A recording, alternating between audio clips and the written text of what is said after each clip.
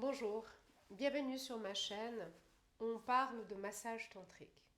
C'est ma spécialité depuis 16 ans aujourd'hui. J'accompagne les hommes, les femmes, les couples qui sont en quête de sens dans leur rapport à l'intimité. Mais cette vidéo, précisément, va plutôt concerner les personnes qui souhaitent apprendre, qui souhaitent se former, qui souhaitent comprendre le corps humain pour avoir conscience de tout ce qu'il se passe quand on touche un corps. Je dirais même quand on touche l'autre. Parce qu'effectivement, le sens du toucher dans le tantra n'est pas simplement relié au tactile. Il y a aussi le toucher quand notre regard se pose sur l'autre. D'ailleurs, on le dit, il m'a déshabillé du regard. Et pourtant, la personne n'a pas été touchée. On retrouve aussi le toucher dans les mots. Tes mots me touchent. On sent qu'à quel point les mots sont venus toucher un espace. Le toucher est un sens assez extraordinaire parce qu'il subjugue l'attention de la personne qui le reçoit et d'un coup, le temps s'arrête. Et il y a cette rencontre avec soi. Dans mon enseignement du massage tantrique, j'insiste sur un point dans l'apprentissage, c'est la pratique du yoga. Alors effectivement, il y a diverses pensées qui divergent dans cette connaissance du tantra, comme dans toute discipline. On a des traductions de textes sacrés et ces traductions mettent des différences un petit peu et dans l'origine et dans ce que ça peut être. Mais tout le monde s'accorde dans l'idée que le tantra n'est pas une religion, n'est pas une croyance, c'est surtout une science du corps, de pouvoir vraiment comprendre le corps, comment il fonctionne et de rentrer dans des pratiques diverses et variées. On a le livre Les 112 méditations tantriques où il est dit qu'il est bon d'explorer toutes ces méditations mais peut-être qu'une seule va vous correspondre et celle qui va vous toucher, qui va vous permettre de vivre quelque chose d'assez fort à l'intérieur de vous n'est peut-être pas la même que celle du voisin ou votre ami, votre partenaire. On a tous cette expérience pour soi, avec soi, qui, à travers ces expériences, quand elles sont vraiment, quand on vit ces expériences, quand on les répète à l'intérieur de nous-mêmes, comme toute pratique, ouvre des espaces. Et dans ces espaces-là, ça nous permet d'aller nous rencontrer et de vivre l'unité, corps, cœur, esprit, et plonger dans cette forme de béatitude, de félicité. Mais avant d'arriver à ça, effectivement, le fait de pouvoir explorer un petit peu toutes ces méditations, eh bien, on se rencontre. Parce qu'avant de trouver cet alignement, et du coup la possibilité d'extase, eh bien, dans cette rencontre, eh bien, on rencontre nos propres blocages, nos propres résistances. Et c'est toute l'intention, toute la force, toute l'énergie qu'on va mettre à aller au-delà de ces blocages en allant les rencontrer, en pratiquant des choses pour effectivement les dépasser, en ayant vraiment conscience déjà de la source de ce blocage et ensuite le cheminement continue. Voyez, c'est tout un apprentissage. Revenons sur le sujet du massage tantrique, qui est ma spécialité, qui est ma spécificité. Le tantra est un sujet très vaste et chacun va la pratiquer comme il le ressent. Moi, je transmets ce que je sais, ce que j'ai appris, non seulement chez certains maîtres qui m'ont beaucoup inspiré, tels que Osho et bien d'autres, mais aussi à travers ma propre pratique, c'est-à-dire les personnes que j'ai accompagnées, que j'accompagne depuis de nombreuses années, où j'ai exploré des méditations tantriques, parce que ma pratique de massage englobe plusieurs de ces méditations tantriques. J'ai testé, exploré, j'ai vu que certaines méditations, en tout cas une certaine façon d'amener le massage pouvait élever certaines personnes. Ils pouvaient repartir sur un nuage, se sentir touché, se sentir renaître, se sentir vivant. Et pour d'autres, cette même pratique, eh bien, certains rencontrent le chaos. Parce qu'il y a tout qui se déconstruit. Toutes ces projections, toutes ces croyances font que d'un coup, pah, il y a quelque chose qui s'effondre et on ne sait plus qui on est si on n'est pas toutes nos constructions. Il y a aussi ça dans l'expérience du tantra. L'expérience du tantra n'a pas que vertu à vous faire vivre des choses extraordinaires, même si on amène l'extraordinaire dans des choses simples, eh bien, ça peut être vécu de façon totalement paradoxale, totalement opposée à d'autres personnes. Ça fait partie du parcours. D'accord? Donc, la façon dont j'enseigne le massage tantrique, j'assiste sur le point de pratiquer en parallèle du yoga. Pourquoi? Alors, certains vous diront que le tantra est une voie et le yoga est une autre voie. D'autres vous diront que le tantra est une branche du yoga. Et je dirais même que c'est la branche originelle du tantra, du yoga. C'est-à-dire qu'on parle du Hatha yoga, qui est le yoga avant le yoga. Donc il y a plusieurs dans l'origine et dans l'évolution humaine. Le yoga a aussi beaucoup évolué, il s'est multiplié, il y a plein de façons de vivre le yoga. Et le tantra yoga, le Hatha yoga, moi c'est celui qui m'intéresse le plus, parce qu'effectivement, c'est à partir de cette pratique que j'ai construit mon massage tantrique. Mais ce qui est intéressant, même si ce n'est pas du Hatha yoga, peu importe la forme que vous pratiquez de yoga, il y a quelque chose d'assez puissant, d'assez intéressant dans la pratique du yoga, c'est que déjà on apprend dans les asanas, dans le flow, à chercher l'unité entre le souffle et le mouvement. Ce que j'ai beaucoup appris lors de mon... Moi, j'ai d'abord commencé par le vinyasa, dans une école à Lyon qui est extraordinaire, dans le 6e, gérée par Vanessa. Et Vanessa a toujours, pour moi, une énergie assez incroyable. Elle m'a beaucoup appris dans ses cours. Et c'est vrai que la première chose que j'ai découvert, c'est ce que peut être un corps en mouvement quand le corps est habité par le souffle. On apprend des mouvements, différents mouvements pour libérer le corps, libérer les tensions, habiter son corps, s'enraciner et à la fois aller chercher l'élévation. Et en même temps, on apprend des respirations, différentes qualités de respiration pour calmer nos émotions, pour amplifier l'énergie, telles que les respirations de feu, telles que Kapalabhati ou Bhastrika, ou alors dans Ujjayi, on peut allonger le souffle et du coup ça permet de prendre le temps de faire les asanas et de faire le mouvement. On a aussi les rétentions de souffle qui fait que quand on inspire, qu'on absorbe le souffle vers le 3e œil avec le Kechari Mudra et le Shambhavi Mudra, on éveille cette énergie et ensuite on la canalise dans les centres du haut. Quand on goûte déjà, sans parler de massage, sans parler de toucher, dans cette pratique de yoga, quand on goûte déjà la synergie du mouvement et du souffle, ce qui se passe dans le tapis de yoga, on arrive avec une certaine énergie, avec tout ce marasme du quotidien, nos fatigues, notre stress, nos rapports de force avec l'extérieur, avec l'intérieur, l'ego très présent.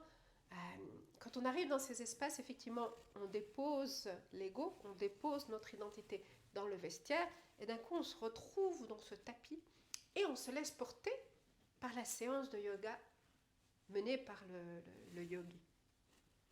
Alors là aussi, comme pour les massages, il y a plein d'écoles, plein de façons de transmettre le yoga. Et il faut aller là où vous ressentez que ça vous parle. Moi, j'ai essayé certaines écoles où je me suis dit, si j'avais pas déjà fait du yoga avec Vanessa, là, chez O Yoga à Lyon, je pense que j'aurais pu dire que je n'aime pas le yoga. Parce que j'avais trouvé ça, je m'étais fait mal, je m'étais blessée. Et puis l'énergie de la prof, j'avais pas du tout adhéré. Mais heureusement, j'avais ce parcours en me disant, bon, je préfère rester dans cette pratique du vinyasa parce que ça me correspond mieux. Donc le fait de multiplier les expériences permet de mieux nous connaître et in fine, ce n'est pas tellement la pratique en elle-même, c'est effectivement à travers l'enseignant, on vit quelque chose. D'accord ? Donc ce qui va se passer dans cette pratique de yoga, c'est que la façon dont on va vivre les asanas, les postures, tout ce qui va se passer au niveau émotionnel, eh bien on apprend à les dépasser. D'ailleurs, dans les postures, on voit parfois quand c'est douloureux, parfois quand c'est dur, on a envie, on crispe le visage. Et le prof nous dit, respirez, détendez le visage et accueillez l'expérience. Et c'est assez incroyable parce que tout tout ce qu'on va rencontrer dans ce tapis de yoga n'est pas réservé à une salle de yoga. Ça nous donne, ça va réveiller des espaces à l'intérieur de nous, des forces énergétiques qui s'inscrivent dans nos mémoires, qui fait qu'ensuite, dans notre quotidien, où on va rencontrer des difficultés, au lieu de crisper et de bloquer le souffle et de ne pas accepter la difficulté, au contraire, on va se dire, ok, c'est ce que je dois vivre aujourd'hui. L'univers m'apporte cette expérience. Aujourd'hui, je le vis de façon difficile à l'intérieur de moi. Je vais rentrer dans ces espaces, dans la difficulté, dans la souffrance, dans la douleur, dans la tension, dans la frustration. Je vais comprendre ce qui se passe à l'intérieur de moi. Et avec les respirations et avec aussi une conscience, une meilleure compréhension de soi, on va essayer de dépasser ça. Dans le tapis de yoga, on vit une tension, un étirement de façon très compliquée. On prend le temps de laisser le corps, d'aller tout doucement, là où c'est juste pour lui, et ensuite on dépasse tout ça. Et petit à petit, le corps s'ouvre et on peut accueillir des asanas plus difficiles, des respirations encore plus intenses. Et quand on se rend dans cette bulle, quand on rentre dans cette pratique du tantra, qui n'est pas une pratique de gymnastique, d'accord? Il y a les cours de gymnastique, les cours de gym, pardon, et puis il y a le yoga où les postures ne sont qu'un prétexte pour aller chercher l'énergie à l'intérieur de soi, et chaque posture va aller chercher va aller réveiller différentes parts de vous-même. Si vous vivez la posture juste pour dire voilà j'ai réussi à faire un chien tête en bas, un équilibre sur la tête, ça n'a pas de sens. C'est parce que vous vous rencontrez dans toutes ces positions et que petit à petit, à force de séances, vous élargissez vos champs de conscience, votre corps devient plus fort à l'intérieur parce qu'on travaille plein de muscles profonds. Vous apprenez à mieux maîtriser les respirations, à les véhiculer à l'intérieur de vous, à aller chercher du feu quand il faut réveiller du feu, au contraire dans des respirations beaucoup plus éthériques pour aller chercher quelque chose de beaucoup plus subtil, ou quand on est dans des flows, c'est-à-dire quand on est dans des mouvements, moi j'ai toujours cette vision de la vague, où il y a une fluidité, on doit enchaîner la fluidité, on retrouve beaucoup ça dans le vinyasa, où il y a beaucoup de yin, de féminin, et bien la respiration beaucoup plus fluide et continue, et on rentre dans cette fluidité, et on se laisse porter par le flow. Plusieurs qualités d'énergie qui sont reliées à différents éléments de la nature, et c'est là où dans le tantra, précisément, tout cela va vous servir en tant que masseur, en tant que praticien, en tant que tantrika. Parce que déjà, si vous apprenez à l'intérieur de vous-même à maîtriser ces qualités d'énergie, vous allez vous relier à toutes ces portes énergétiques qui sont tout le long de Sushumna, tout ce canal médian, où chaque porte énergétique est liée à un certain plan de conscience, mais aussi est liée à certains éléments, comme Muladhara Chakra qui est relié à l'élémentaire, eh bien effectivement, on va aller chercher les bandhas, on va aller chercher les contractions pour aller chercher et réveiller la terre. Et là, la respiration va être beaucoup plus profonde, beaucoup plus terrienne. Et au contraire, à son opposé, quand on veut ouvrir le cœur, relâcher toutes ces émotions qui stagnent dans le cœur, on va effectivement avoir une respiration beaucoup plus aérienne pour pouvoir ouvrir le cœur. Et avec Jalandhara Mudra, au niveau de la respiration, de pouvoir contracter la gorge, pour pouvoir affiner le souffle et lui donner une amplitude. Donc chaque porte énergétique est liée à une qualité de respiration, parce que chaque qualité de respiration va chercher un élément de l'univers, du monde, hein, la terre, l'eau, le feu, l'éther. La terre, l'eau, le feu, l'air, l'éther. Voilà. Le fait de les rencontrer, déjà dans le mouvement, dans la respiration, le fait de le maîtriser à l'intérieur de soi, et bien de là va naître le toucher. Et c'est ce toucher pour moi qui devient tantrique. C'est-à-dire qu'un simple massage traditionnel est un enchaînement souvent de protocoles. Hein. À chaque fois, c'est une danse qui est différente, que vous fassiez un massage thaï ou un californien ou un shiatsu. C'est à chaque fois une énergie qu'on va habiter par rapport à un certain protocole pour amener un certain résultat. que le praticien soit présent ou pas, enfin, on espère quand même que le praticien ait une qualité de présence, parce que du coup, il va quand même avoir une meilleure écoute et apporter ce qui est juste pour vous. Mais tout le monde n'a pas cette qualité de présence, et souvent c'est un protocole qui fonctionne bien, surtout que souvent dans les spas, les masseuses doivent enchaîner les massages. Et heureusement qu'il y a cette structure, ce protocole, parce qu'on ne peut pas être toujours présent quand on a massé 5-6 personnes. C'est quand même très compliqué. Eh bien, ouf, alors là j'ai perdu le fil. Oh oui, voilà. Donc dans le toucher tantrique, c'est là où ça devient intéressant, c'est que le massage devient tantrique, pas parce qu'il y a de la nudité, pas parce que le massage est intégral, même si c'est des possibilités dans ce massage, mais ce n'est pas ce qui le définit. Ce qui le définit avant toute chose, c'est cette qualité de présence, déjà, d'être présent à soi, à l'autre. Donc d'être présent, c'était déjà d'être conscient de ce qui se passe à l'intérieur de vous-même. Donc si déjà à l'intérieur de vous-même c'est bloqué, qu'est-ce que vous espérez transmettre à l'autre? Donc une préparation avant chaque massage avec une vraie pratique d'asana, de respiration, de yoga, va déjà vous ouvrir l'espace énergétique pour ensuite pouvoir guider l'autre. Ensuite, le toucher habité. Parce que une caresse peut être simplement une caresse, vous voyez, voilà, tiens une papouille, je vais papouiller.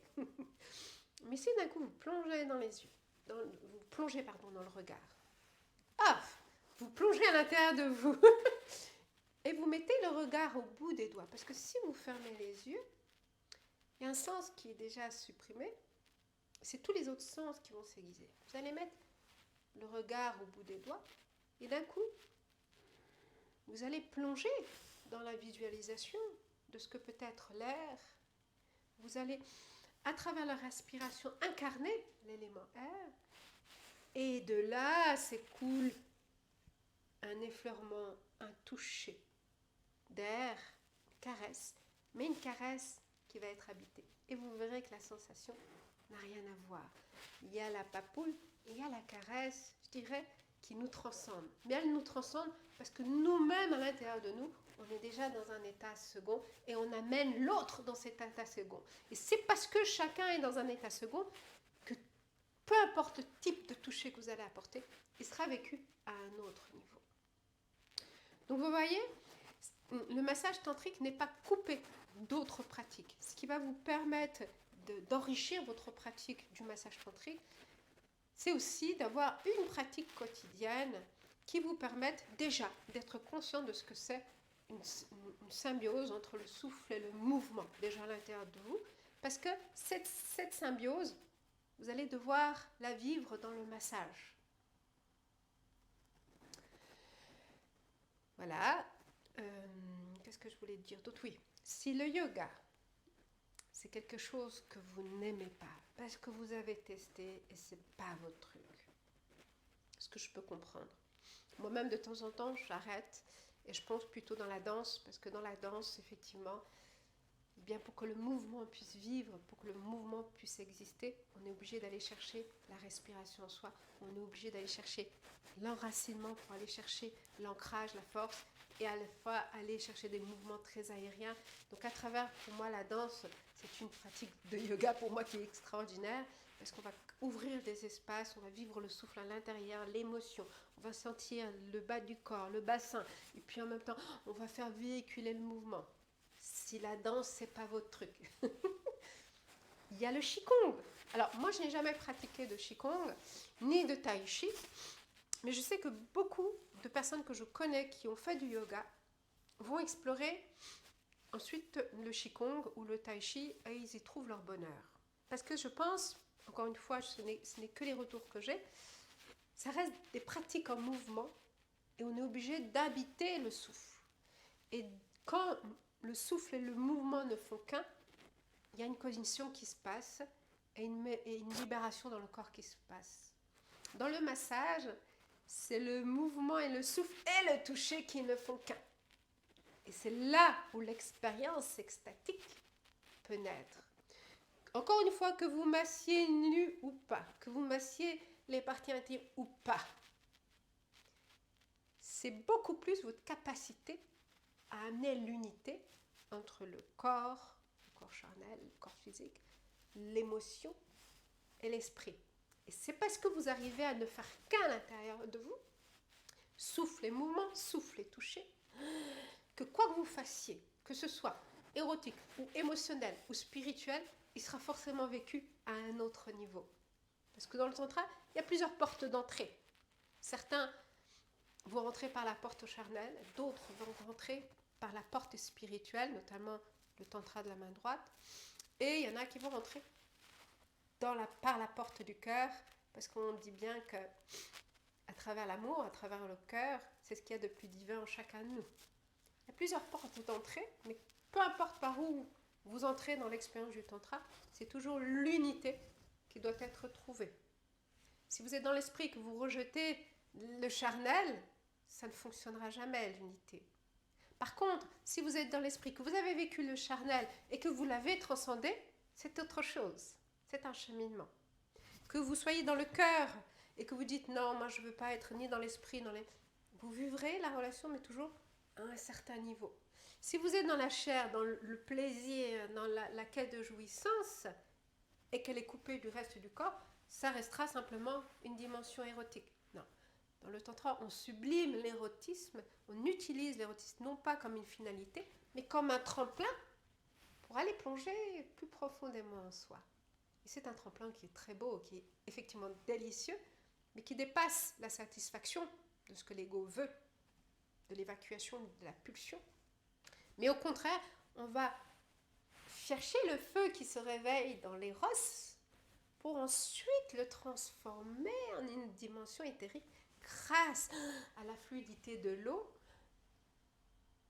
et à l'ancrage dans la terre, pour aller ensuite très là-haut. Donc voilà, c'est tous ces éléments. On est le microcosme dans la macrocosme, tous ces éléments de la nature qu'on va aller vivre à l'intérieur de soi.